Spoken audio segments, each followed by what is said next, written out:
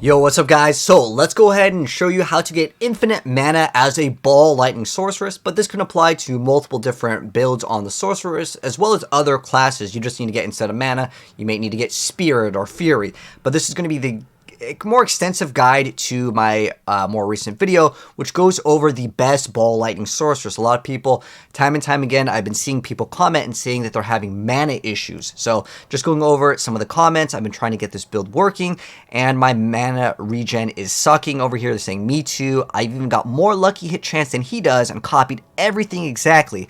To be honest, if you copied everything exactly, you would get the same exact results over. You can see this person saying I'm level 76 and I'm having some mana issues. So at the end of the day, you have to copy the build exactly. You may need to reach a certain paragon node. You may need to get a certain aspect. If you don't copy a build exactly, you're not going to get the same exact results. Let me go and show you guys some more gameplay here, just so you guys can see I have no elixir. Some people commented and were saying, oh, it's because he has a elixir equipped. I do not have any elixirs. There's no incenses here.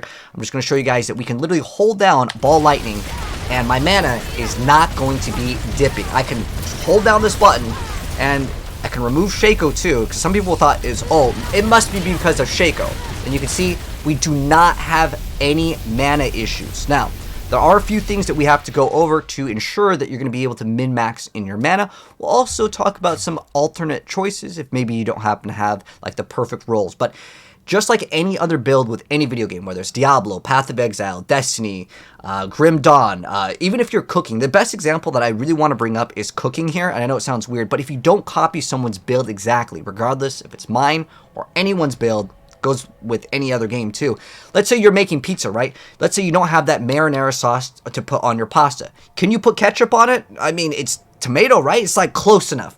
It's not going to taste exactly the same. So just like cooking, you put in the wrong powder, the wrong ingredient, it is not going to turn out the same, even though it may look the same, okay? So that's a very key part that I need to stress. You can see just going over the more frequent comments, and some of you guys also came into my YouTube live stream, which shout outs to you guys. You guys were also asking, dude, my mana is having issues. So I wanted to dedicate a video specifically going over how to min-max ball lightning as a top 1% player in Diablo. We've actually achieved rank 1 already in the game. Well, Diablo 4, we don't have leaderboards yet, but you best believe when it comes out, we'll be rank 1. This season for D3, we were already rank 1 on the leaderboards. But the most important thing is copying the build exactly, but I'll go over every single question that I kind of saw more frequently in the comments, because I want you guys to be able to make your build as strong as possible. So again, the mana issue, I just kind of showed off gameplay. We can get mana. We don't even need Shaco. Ideally, having a mana plus mana on your helmet is actually quite great as well. But Shaco obviously gives you plus skills. It's not going to give you an insane amount of mana regen. It's more so just used for the skills. But if you happen to have Shaco and someone asks if you have Andarios, can you use it? Sure, go for it. It doesn't really like give you anything special for it. I think a regular helmet with plus life as well as getting extra flat mana is actually going to be superior. But the main thing that you want to get is what's called a lucky hit up to a chance to restore primary resource. Ideally, you get the highest number on it, so you have a 5% chance to get 21. The higher the number, the better in this. There are some times where the lower number is better. So starting right off with the resources. So getting that on your gloves as well as on your focus, your offhand, okay? That's very important, and you can get the up to a chance to restore primary resource. Mine rolled perfect over here. This one's not perfect. Do you need perfect in every single piece of gear? Well, you guys saw the gameplay. I don't have everything perfect. So getting those two stats are going to be key. Another key thing is to get mana cost reduction. You will get that on your amulet, and you can also get it over on your focus. Although on your focus, there is a breakpoint where you actually may not want to get it, and the reason why you may not want to get it on your focus is because you can reach a threshold. This is only if you don't have Shaco, by the way. If you don't have Shaco, then it's actually better in a sense because you can reach a newer breakpoint. So right now, my ball lightning costs 32 mana. And if I cast it 2 times, that's going to be 64. Ideally, our mana is able to be casting the ball lightning 2 times before we reach our mana to be at 99 or under. So basically, we have to have 100 or more mana. This is like a very important breakpoint that you need to reach mathematically, because how it works is the elementalist aspect that we craft on our amulet. It's important to, again, copy the build exactly. you will get bonus 60% crit strike chance. So basically, with this, combining it with Esu's boots, as well as our flat dexterity, and the base 5% crit chance will give us 100% crit chance without even needing to get crit strike chance on our pieces of gear. We will have 150% attack speed without getting attack speed rolls on our gear. I happen to have attack speed on this item. It's basically a worthless stat because I can achieve maximum value without needing any of these other rolls. So again, my gear is not perfect. That's why I always provide you guys with the Mobalytics or any other website build, because it tells you what you should look for, because I don't want you guys to copy exactly what you see because I don't have the perfect rolls. So getting those lucky hit chances are absolutely key to your build. Also, important thing, getting plus maximum mana on one of your rings, because Tal Rasha's is the best ring in the entire game. You have to run this. This also gives you resource generation. Ideally, if you get a high one, that's cool, but the rest of the stats honestly don't matter too much on the Tal Rashas, other than the elemental damage type, because it can give you up to 60x multiplicative damage. So, the more important thing is, again, you want to get in certain areas, you need to get those aspects as well. That's important, and we'll go over that. So again, with the whole resource thing, this is important. Also, copy the Paragon board exactly as you see it in the Mobalytics. I've just updated it, and I will also put like any change logs inside of like the notes, and that's one reason why I actually like Mobalytics over other websites, is because I can actually put notes for you guys. Some other websites you can't like put notes, and I like that. But getting this is pretty important, because if you're like, you know, level 10 or 20, you're not going to be able to reach all these notes. If you're expecting to see like the same gameplay from a ball lightning sorceress when you don't have the aspects, when you don't have the upgrades and the paragon glyphs, then, well, obviously you're going to have to level up. So my suggestion would be, if you're having meta issues and you don't happen to have the exact same paragon board, the same aspects, wait till you get those, and then you should expect the same results, because you shouldn't expect the same results when you don't have the exact same pieces of gear. So now that we got that out of the way, I wanted to go ahead and go over one of the other frequently asked questions here. So what ice source is exactly used to proc the ring? Mine doesn't seem to go beyond 2. So I had a few people kind of come to me and they're like, well, Frost Nova doesn't proc, did you know that? And the answer is, well, of course I know that. I was showing you guys gameplay of me getting 4 stacks. So the 4 stacks that we generate with the Tal Rashas, which you guys will see over here, are actually achieved right here. So you can see that there's 4 stacks. I did not activate Frost Nova at any point, but I'll show you guys if I activate Frost Nova. Yes, I'm aware it doesn't work. We just use this to freeze things. That's it. It just helps out if you're doing Sigil 100s to freeze things so they don't move. But the reason why Frost Nova does not actually work is because you have to deal cold damage in order to activate the Tal Rasha's iridescent loop. So with this, how we actually apply it is with our enchants. So our enchants are lightning enchantment as well as frozen orb enchant. I also saw a couple people talk about, well, the thing is, if you run frozen orb enchant, you can actually run firebolt instead and get more damage because you can get another crit multiplier. The thing is that the frozen orb allows us to not even maintain or manage any other frost skill. This also activates another source of extra lucky hit, and basically, it could be another source of more mana, but it can also chill the enemies. It's kind of defensive. If you really want to, sure, you can swap off. Someone mentioned Rymets. Even in my video, I said, sure, go for it. But you're going to be a lot squishier if you are interested in doing higher tier content, especially with the new Greater Rifts coming in December. I would want to prepare you guys for that, so I made the build a lot more tanky to be able to do enough damage. It's pretty easy already. Like, Ball Lightning is absolutely busted when it comes to the damage output. So the next thing I wanted to kind of go over in terms of the comments over here, talking about Esu's Ferocity, does it still work with elemental damage? And the answer is absolutely yes. So if I go ahead and activate this, sometimes there's so many buffs, you won't see the buff over here activate. It also has to be against a boss. So if we attack this monster over here, let's go to like a boss over here. So how this works, and I'll show you guys okay, here it is. Now you can see it. Sometimes what happens is I literally have so many different buffs going on that like one of them may not show up, okay? So the thing that he's talking about is actually the passive, and they're wondering, like, how does this work? It says, like, it's supposed to be fire. The first part of the effect, we don't even care about the first, like, paragraph. We only are interested in crit strikes that kill an enemy or hit a boss. Grant all these other bonuses. We get none of the bonuses really applied to our character. The only thing that matters is we have the buff called Esu's Ferocity. When we have that with the Ancient Flame aspect, what that allows us to do is gain 50% increased attack speed. Now, this breaks the game's cap at some point, not with this. So we will get 100% attack speed with this build. This, along with Ravenous, you'll get 100% attack speed, even without perfect rolls on gear. So Once we have this up, it's going to give us an insane amount of attack speed, giving us the maximum value of 100%. That's the in-game, like, maximum attack speed. Now, right now in the game, there are 2 different ways you can break the cap, which is probably not intended, but it does work, and they said they are not currently going to be nerfing stuff for this season. They're going to let us have fun. That was tweeted out by Joe Shelley. So, Unstable Currents gives us another bonus 25% attack speed, and we combine that with Accelerating. These 2 things break the in-game cap of having 100. So these may be patched in the future, but right now it works, so we're going to take advantage of it.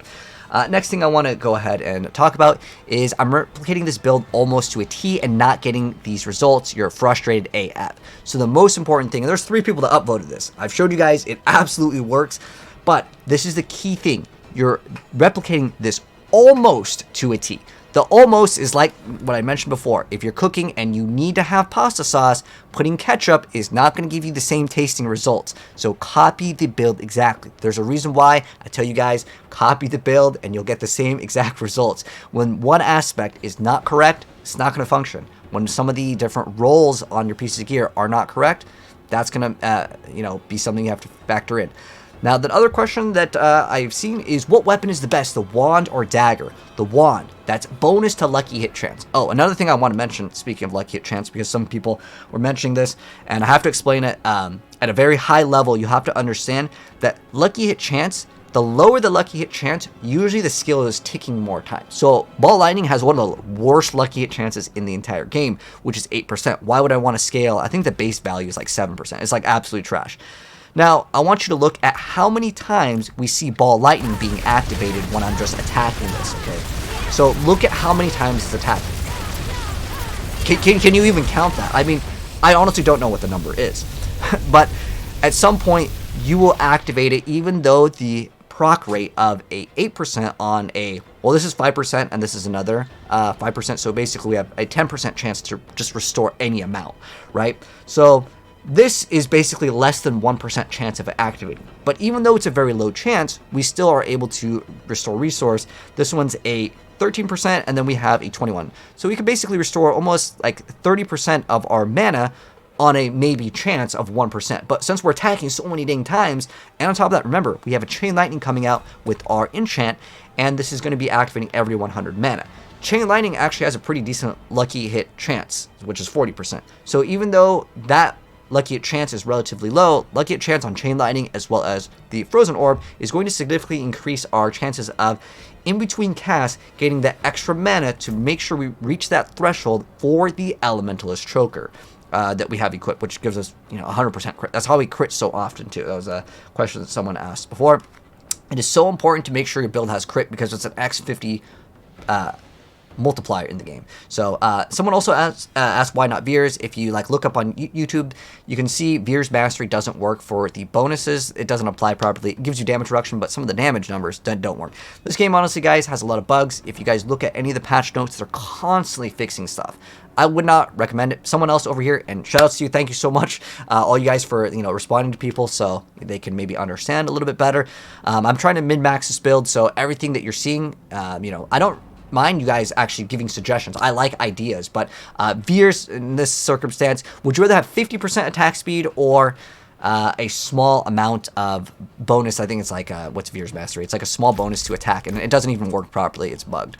But it's this one over here where you can make it so they deal 20% less damage, and the close enemies take 15x multiplicative damage. Attack speed is just going to give you way more value. There is some sort of breakpoint of how many ticks Ball Lightning can tick, but if I'm shooting out way more, it's going to give you way more damage. Plus, remember, lucky hit, more attacks, more resource. That's kind of the main thing that people do want to actually fix over here. And this one person saying it's just too soft. You run out of mana. Again, a lot of times it was just the mana. And thank you over here, Natalia, for mentioning it. It is an issue. It's a skill issue for sure if your build is running out of resource in Diablo. For the most part, every single build, if you look at any of the top ranked builds for the game, a lot of times people will not run what's called a generator. This is something commonly seen in even the previous Diablo games, even Diablo 3. Like this season, we were rank 1 as the Demon Hunter. Diablo 4 has no leaderboards, but I'm telling you this as someone has multiple rank 1s in the game for the Diablo series. And sometimes you just need to completely drop something. Oh, another thing is this person over here was talking about, this one over here was talking about the build, and it was incredible, but then he changed the gear and skills and the vampiric powers. Another thing is, when you swap your gear, keep in mind your vampiric powers, they may swap because they have different, like, things that you may need as the requirements for your vampiric powers. You have to fill up these things. So make sure if you did swap pieces of gear, you also swap this, because this person was talking about like their husband was having some problems. They swapped gear, and now he doesn't have the mana regen that he originally had. And he wants to know if it's sigils, because the sigils are 15. I mean, your sigils will usually give you additive damage. There are some that give you extra break points for more damage. But what is he doing wrong? I mean, this is the problem. You say he doesn't have all the affixes. Again, I'm going to make that same reference. If you're putting tomato ketchup instead of tomato sauce, that's a big issue. Okay. The next thing that I got asked a couple times, how do you get the ball light to circle around you? You're level 40. So you get this earlier on in the game. So what you need is the gravitational aspect. So this can be acquired by getting an item to drop. There's no special specific boss that you farm to get this. Or there's no like dungeon that you can do to get the aspect. You just get this by playing the game. It's gonna drop if you want. I'll make a updated like guide for the best ways to get legendaries, but honestly, just play the game, you'll get it. Ideally, farming the vampiric areas is good because a lot of times when you put in those bloodlures, you're guaranteed to almost once you're level 14 plus to get a legendary once in a while. So I would say that's your best bet. Another thing I want to mention, this is very, very important. Again, I'm trying to give you guys advice from someone that like I literally get paid to make builds for websites. The attack power being low is such a bait stat. Okay, so I could, if I wanted to, I have a perfect, like, you know, I've got a bunch of uber uniques. I've got a perfect 300 Fist of Fate. What I could do with this item, and I could activate Fist of Fate, get a overpower, and get that small 5-second clip, and be, guys, I got my ball lightning, 5 million hits, 5 million damage on a hit of ball lightning. I screen cap that, or I go ahead and have a small little YouTube clip as an intro clip to kind of overhype it. A lot of YouTubers sometimes will do that kind of stuff. And the thing is that's not going to be your true DPS, right? There are some builds where they can hit really hard, but then they have to build up a resource. Like if you've seen my rogue build that can one-shot anything in the game, yeah, I can one-shot most of the trash mobs too. But at the end of the day, I'm not hitting for like 50 billion damage on every single hit. It has like a build-up. And sometimes it's kind of clickbait if you think in your mind that like, oh, this guy's ball lightning is hitting for more. How many times is my ball lightning hitting, and how many times am I walking around picking up crackling energy or activating to balls?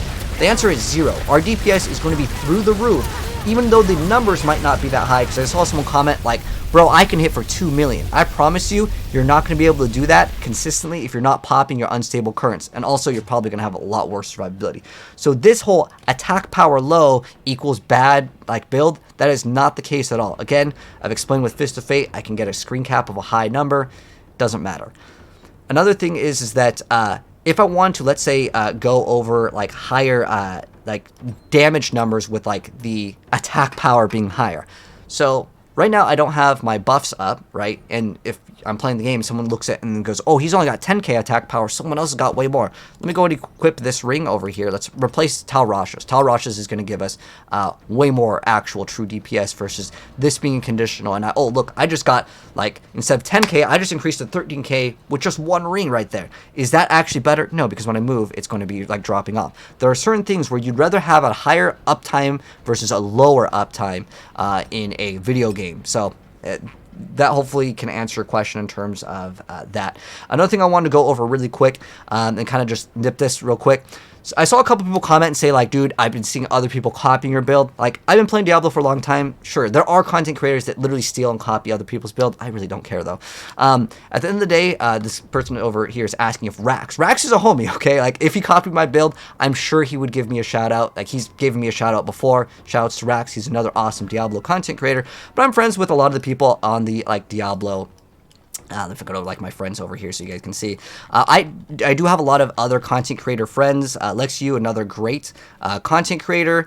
Got Shinobi, Eximus, he's a D2 player. I've got Wudijo. I am friends with a lot of people in the Diablo community. Most of the Diablo partners, they're not going to be copying builds, but there are people out there that do it, and if they're not copying exactly, then you'll know for sure, you can find out. But for the most part, it's not something that I worry about, and like I said, I don't think any Diablo partner, me and Rax are both Diablo partners, so I don't think they're copying me. In fact, I was interested to check out his build because sometimes I like to see what other content creators are doing, and if they have a cool idea, I'll be like, yo, I got this idea from him. It's a really awesome, you know, other way you can min-max maybe by 2 or 3%, and I always try to give people shout-outs if, you know, I get inspiration from them, but it's not a big deal. Like I said, he's a homie, so I wouldn't really worry about that. He's on my friends list, as well as, like I said, I got tons of other people that I play video games with, and, you know, sometimes we share ideas. Like, legitimately, like, the original, like, trap build where we were spamming, like, ultimates, me and Wudijo were talking about this is, like, before the game actually came out, so, and I saw someone talk about, like, backstroll copying other websites, and I don't think most likely that they copy from other websites. I think what it comes down to is sometimes a build is really good. Ball lightning is one of the strongest builds in the game, so a lot of content creators are going to be jumping on. They're going to be making their own ball lightning build, and mine is significantly different than a lot of them, especially if you look at the dates that I was releasing mine. Almost very few people were using Ezu's Ferocity. I want to say I was one of the first, but maybe there was someone out there that made it at first. It doesn't matter. At the end of the day, again, it doesn't really bother me at all. But another thing I want to go over real quick is make sure you guys copy anyone's build, whether if you're watching my video, Rax, Wudijo's, Lexi's, any other Diablo partner like video. More than likely, their Paragon boards will be like absolutely great, and you have to copy them exactly. There's a rotate feature. There's also something that I saw in the comments, and some people were asking me like, well, how are your glyphs bigger than mine? So at level 15, the glyph size increases. I'm just mentioning all these things because I was seeing it in the comments, and you know, there are always newer players that maybe just dropped in for season 2. They haven't played the previous one. But if you guys want to learn how to get more infinite mana with other characters, spirit, energy, I do have another guide that goes over that, but I figured I wanted to go ahead and make a dedicated video specifically for the mana portion because, again, it was asked consistently, and it's a very good thing that you guys want to maybe understand for other builds in the game. And also, I'll go ahead and answer. Ring of Star of the Skies is not very good for the build. It isn't uber unique, but at the end of the day, Blue Rose can also be good. Another thing is look at your mana cost reduction. So again, it's on your offhand as well as in your amulet. Look at the cost of Ball Lightning. It's now 45. I may have some other resource cost reduction, but Ball Lightning is a very expensive skill. So going from, let's say, 45 to whatever number that we're at right here. I can even equip a Blue Rose instead of one of the items, and you can see now it's 24. So I'm able to cast like so many more if I was to swap certain pieces of gear, and it's up to you on how you want to make your build. Sometimes you may not need to copy a streamer's or a YouTuber's guide exactly if you can still get it to run. So my suggestion is get it to run first, okay? Copy my build exactly, watch the video. Again, I'll pin it down below, but copy it exactly, get it to run, and then tinker around with like, okay, I'm gonna swap this out, see if this works. Because you can still have a best rank 1 build. Heck, this season in Diablo 3, I hit rank 1 running something kind of weird. And sometimes people are really good at a game using something weird that like you may not be able to play, and sometimes you may have a preference, and that's totally okay. You could still be at pretty much the top tier in terms of a build, and you're not running exactly what is considered the meta. I did not run Big in the Trap. If you talk to any content creator, any person that's also hit rank 1, they will tell you that's one of the best things in the game, but I had an alternate strategy to hit rank 1, and that's what we used when we hit rank 1. So keep that in mind. Sometimes there's niche things. Anyways, hope this guide helped you guys understand that you can still get infinite mana and other things that you can do with your builds. But that's going to wrap it up. If you guys enjoyed the video, drop a like on it. If you're new, hit subscribe, turn the bell, because I got an awesome video coming very soon that will really help out. And it's going to get you prepared for the brand new greater rifts that are coming out very soon. Take care. I'll see you in the next video. And comment down below if you have any questions, and maybe we'll make another video going over how to solve them.